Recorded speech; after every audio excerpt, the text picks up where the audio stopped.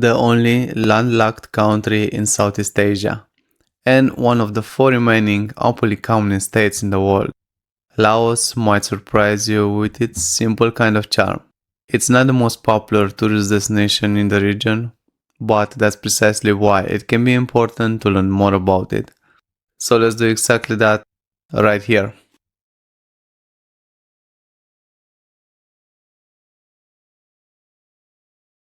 Not necessarily because it's a communist country, but also because of the strict adherence to a certain way of life. The government of Laos has imposed a curfew on the whole country. All businesses have to close around midnight, so just put something on Netflix and chill inside. The curfew is not strictly imposed, so you can still walk on the streets at night, especially as a tourist, but they're probably going to be empty. Lao people are simply early risers, maybe because they want to take part in the morning alms ritual, where people give offerings to the monks at sunrise. Yes, no nightclubs and parties after midnight, if you came for that.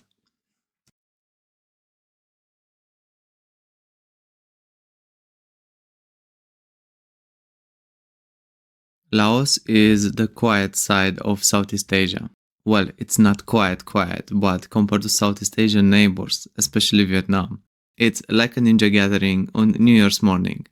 With only 7.3 million people and being far less developed than countries like Indonesia or the Philippines, there's not as much noise pollution or stress.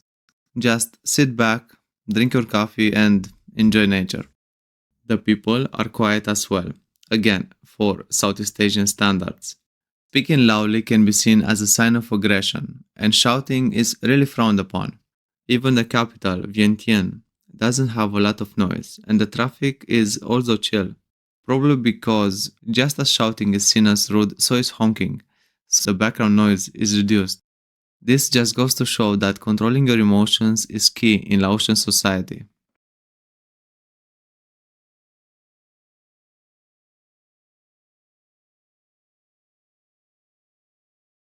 Lao people are basically the same as Thai people. They are not only genetically related, even their languages are similar. If a speaker of Thai and a speaker of Lao meet, they can understand each other using only their native languages. Culturally, they are also the same, with similar customs and even behavior. The same elements of folk religion can be found in the Buddhist religions of both countries. They are different in places, but ultimately they both practice Theravada Buddhism with a spice of animism in it. What they differ is politics and history, mostly history actually. Sure, one is communist and the other a monarchy, but the only actual problem is with some events that have happened in the past. Who knows, maybe we can look forward to some serious cooperation between the two in the years to come.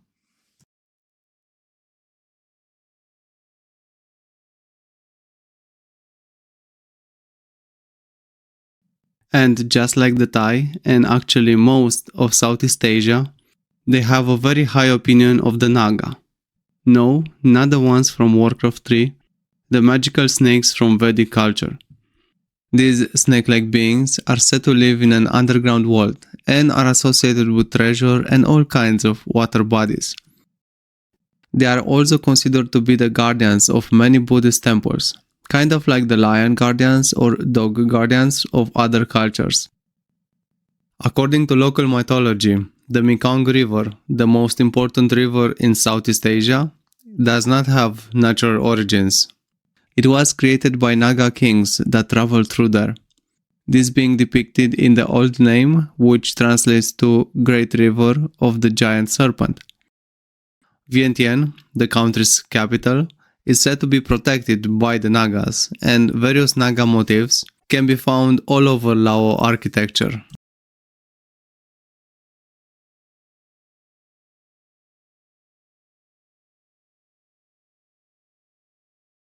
The French colonized this country and forgot about it. But it's okay, because they brought coffee, which is now the number one export of the country. This success is owed to the high altitude and volcanic soil, which provide coffee with what it needs to grow exactly as it should. Freaking delicious. Besides, coffee is often encouraged by the UN. because it's seen as a safe crop while also providing a lot of export value. Just like when a parent sees that their child developed a healthy interest and they are encouraging it, even though it's not the most useful. Agriculture as a whole is quite important here, with about 70% of the citizens working in agriculture. Still, this only amounts to a bit more than 15% of the GDP, so you can deduce that most people in Laos are not rich and rely a lot on subsistence farming. Coffee is the only real export crop, while rice is the most grown, with about 80% of crops actually being rice. This also leads to most Lao products being food-based and textiles, not focusing a lot on technology. So people import a lot in that sector.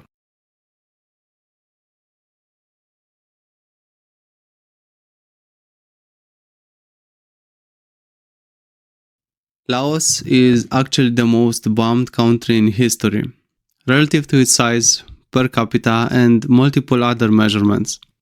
The country was caught up in the Vietnam War, which did not only take place in Vietnam, but also in its neighboring countries.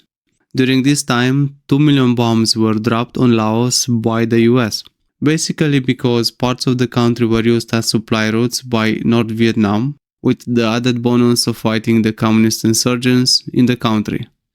The New York Times famously wrote that there was nearly a ton of bomb for every person in Laos, which is why bombshells are all over the place now. But Lao people are smart and they have created an entire industry of objects made from these bombshells, recycling the metal into all kinds of products, including something called bomb boats. Yes, that's what they're called. The problem is that reportedly 30% of the bombs didn't explode. That's 600,000, not a small number.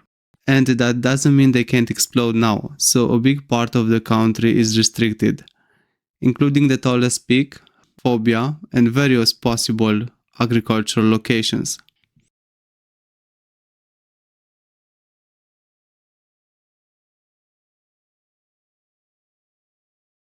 So, the US president at the time did not want to send American soldiers in the Vietnam War, and they also wanted to prevent Laos from becoming a communist state.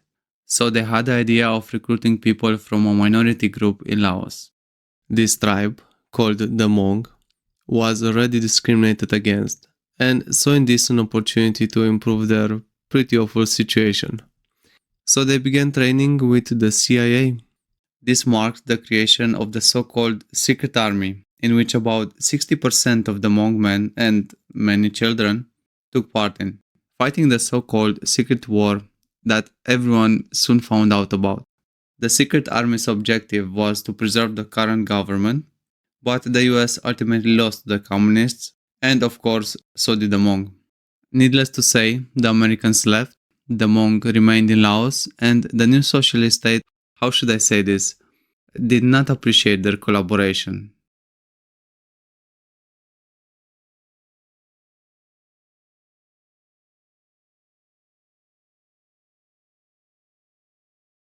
Which is why 50% of the Hmong population fled the country in the following decade, with most being placed in refugee camps in Thailand.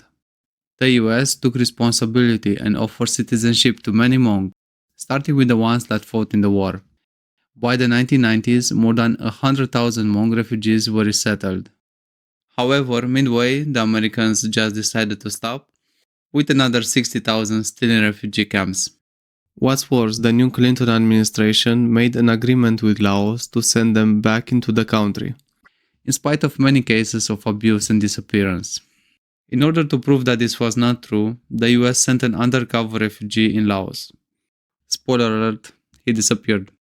People protested, but Clinton still refused to accept the refugees. What's more, under the US Patriot Act, they were considered terrorists because they used weapons in the war, which of course were given to them by the US. Long story short, it ended in 2006 when 90% of the refugees found home in America.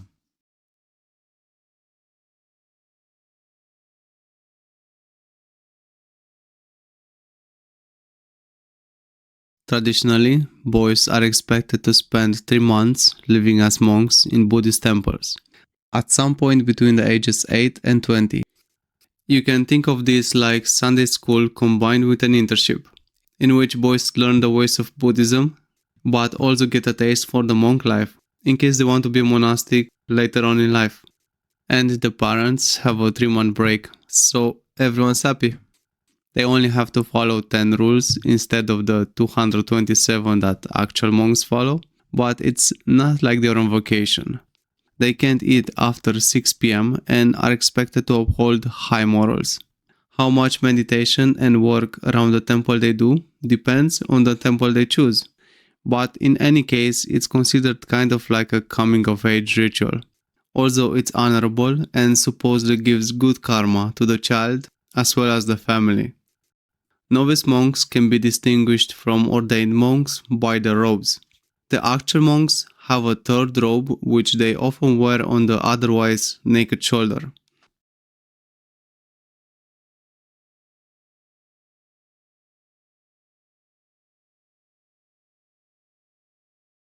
Laos was called the land of 1,000,000 elephants during its golden age.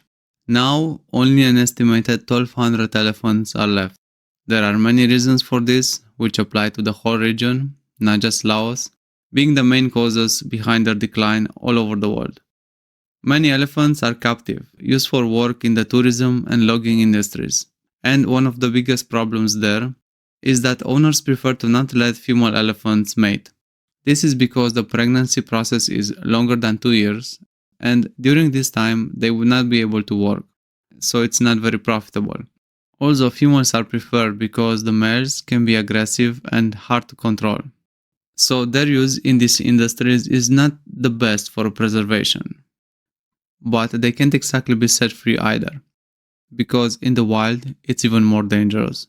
They are hunted by villagers for destroying crops, for ivory, and because the elephant parts are used in the traditional medicine of some cultures. Only an estimated 500 wild elephants are left in Laos. With all that being said, the government has reduced the use of elephants in logging, and many organizations are fighting to protect them. Also, the problem can be solved by something like compensation or a law for letting elephants mate. Let's hope that Laos will be known for their impressive elephant numbers once more. If you like this series, tell me by hitting the like button, and also tell me if you have specific subjects you want to talk about. Until next time, let's save one elephant at a time.